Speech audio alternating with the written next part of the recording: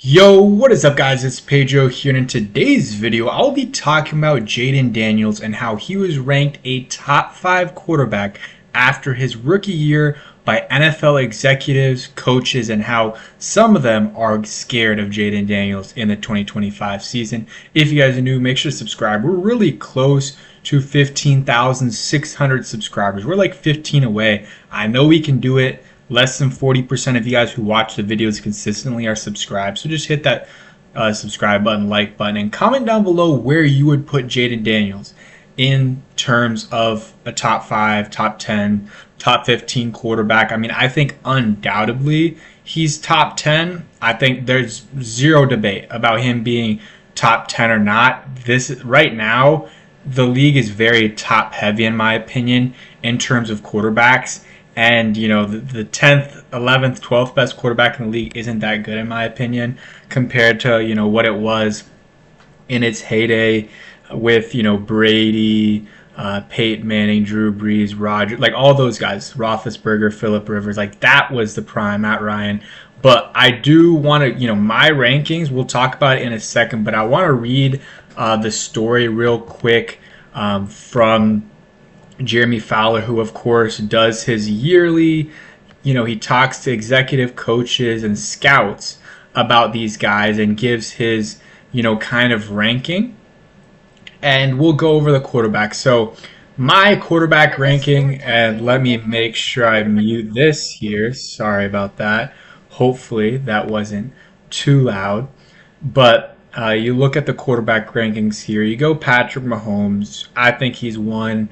Yeah, he might be declining a little bit in terms of, where he is in the rankings. If it's another year of play by him and, Josh Allen and all these guys continue to do really well, then maybe he goes lower. But Mahomes 1, Allen 2, and then Burrow 3, Lamar 4. I think undoubtedly those guys are top 4, whatever order you want to put them in. But they got Jayden Daniels at 5.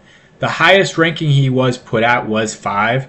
So that is interesting because a lot of these guys, if you look a little bit higher, like Lamar, he had someone rank him 1, right? Joe Burrow, same thing. And then Josh Allen, same thing. So a lot of these guys, had higher rankings than they were, but Jayden didn't. So that's kind of goes to what I was saying, where the top 4, are pretty locked in. But Jayden at number 5. So you can read some of the stuff right here. I'll go over some of it. Daniels posted the 4th highest QBR, best for a rookie since Dak in 2016. And he, on 3rd and 4th downs, he had a 95.3 QBR. So elite level play on the downs that mattered the most. Single-handedly took one of the worst franchises to the NFC title game as a rookie with a bad defense. One legitimate wide receiver, a dinosaur at tight end. Talking about Zach Ertz, an average at best offensive line, said an NFL coordinator who prepped for Daniels last season. I don't know what Zach Ertz did to, catch a stray like that. I mean, yeah, he's a little bit older, but I mean, he had a good year last year. He had a really good year last year for what we were expecting. I mean, he was consistent. He was our number 2 option on the whole team, on one of the better offenses in the NFL. And, they said the kid can read coverages, throw with accuracy, and touch to all levels of the field, just as dangerous as Lamar and Josh Allen with his legs, and has a clutch factor to him because his team already believes that if he has a ball with the chance to win, he's going to find a way. If he repeats anything close to his rookie year, he's no lower than 3 on this list next year.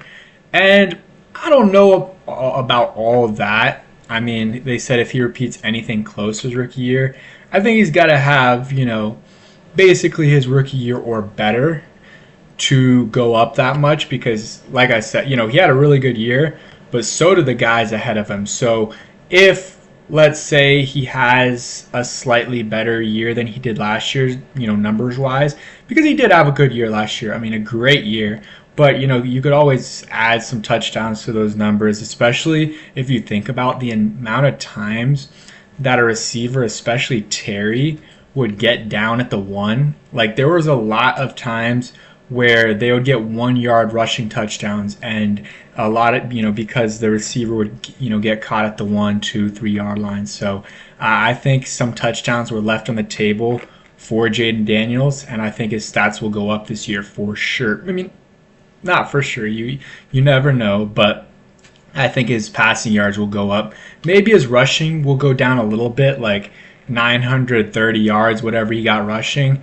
I don't think that's necessarily going to be the case, but also they didn't really do a lot to add to the running back room, so we will have to see. Which Corey Krosky-Merritt will. I'm excited about him. And then they talked about C.J. Stroud and his second year kind of sophomore slump. And what I'll say about that is, I mean, yeah, C.J. Stroud struggled at times last year, but guess what? They still went to the playoffs, and not only went to the playoffs, but beat the Chargers and won a playoff game, which I'm not necessarily saying that's the goal. Like, that would be okay for the Commanders next year, but again, before the season, this past year, we didn't win a playoff game in a long, long time. So, obviously, the sights are set higher than one playoff win, but that's not the end of the world if they only win one playoff game. And I think C.J. Stroud, still had a decent season. Some around the league are at least asking the question of whether Daniels' play will taper off a bit as defenses adjust to both him and Washington's offense, but the consensus is Daniels has too much going for him. So the league isn't too worried about a sophomore slump. Won 12 games with a mediocre at best offense and just a decent offensive roster around him. An NFC coordinator said system he plays in requires him to play off schedule and make plays with his feet on a regular basis for success, and he is still solid in the pocket. So really high praise for Jayden Daniels, and you can see some of the other lists right here. Stafford was 6, Herbert was 7, which I'm happy about. Herbert's good, but a lot of people have him above Jayden Daniels, and I just don't think you can be above Jayden Daniels when this guy's been in the league for since 2020, so like 5 years now, has not won a playoff game and has been in 2 playoff games and wet the bed in both of those games. And after that, I got Goff, interesting there, Hurts 9, and I think that's fair. I wouldn't be mad if you put him higher. Yeah, his stats aren't the best and all that, but he's a winner. So not a lot of guys can do what he does. And then Baker Mayfield 10. I would probably put Baker above Jalen Hurts, but I think Jalen, you could argue if he's better than maybe Jared Goff. I don't know. I think this list is not bad at all, and it's very similar to what I would have. I would have Mahomes 1, Allen 2, and then Burrow and Lamar. You can probably flip flop if you want. I still really like Burrow, though. I still think he is really good. It just has a really bad team around him. And yeah, Jayden Daniels, number 5 and 24 years old. So, youngest guy on this list, maybe. Let's see. Yeah, younger definitely than the guys ahead of him. And, youngest guy on this list. Jalen Hurts is the closest age at 26. But, really, really good praise and information here.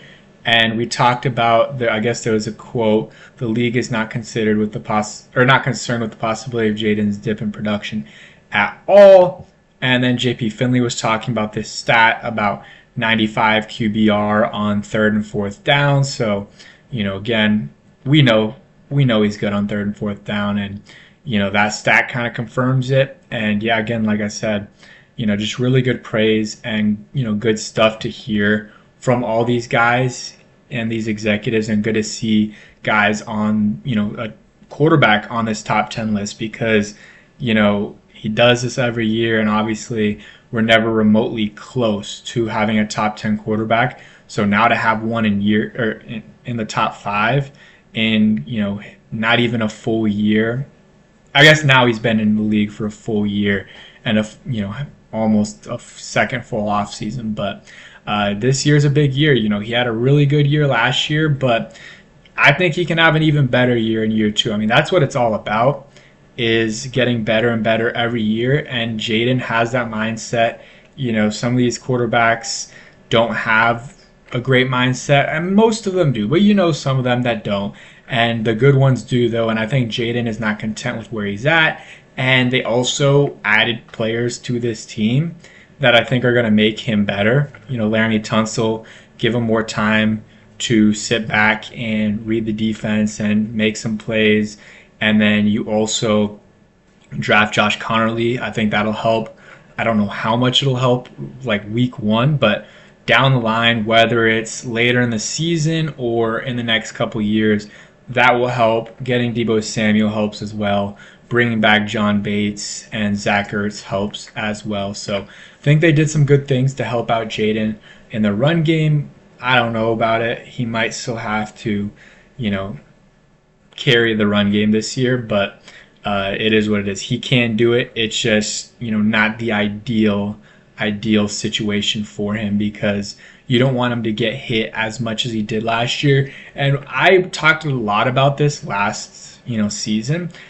I don't mind the outside runs, and I know the one time he really got hurt was an outside run, but I just think the potential of getting hurt is much more when you're running up the middle with these, you got 5 of your own offensive linemen, all 300 plus pounds, and then you got 4 or 5 defensive linemen that some of them are 300 plus pounds, some of them are like 270, 260, and then you got the linebackers in there too running in there. Just so many guys falling on top of each other that it leads to potential of getting hurt. And on top of that, how many times did he run up the middle and it worked? Like it got you 10, 12 yards. Not a lot. And a lot of the times he would get stuffed at the line of scrimmage. So I like the outside runs a lot more. I think those are much more effective and make a lot more sense for the Commanders. And especially you got receivers that can block. I mean, Terry can block when he needs to. You got Deebo, who is a really good blocker. You got Luke McCaffrey, who's a good blocker.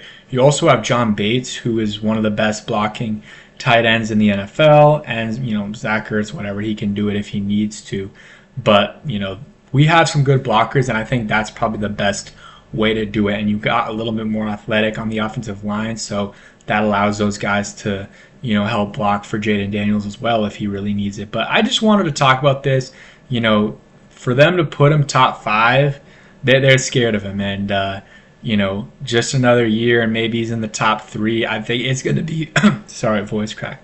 It's going to be very hard for, them to, for him to overtake some of these guys. I mean, Lamar, Joe Burrow, Josh Allen, and Mahomes. It's going to be hard. But if anyone can do it, it's JD5, JD5, Jayden Daniels, whatever you want to call him. Saw Juan Gotti did a video saying his name 10,000 times, which is crazy. I could never do that, but shout out to Juan. Make sure you guys check him out. And yeah, thanks for watching. Hope you guys enjoy.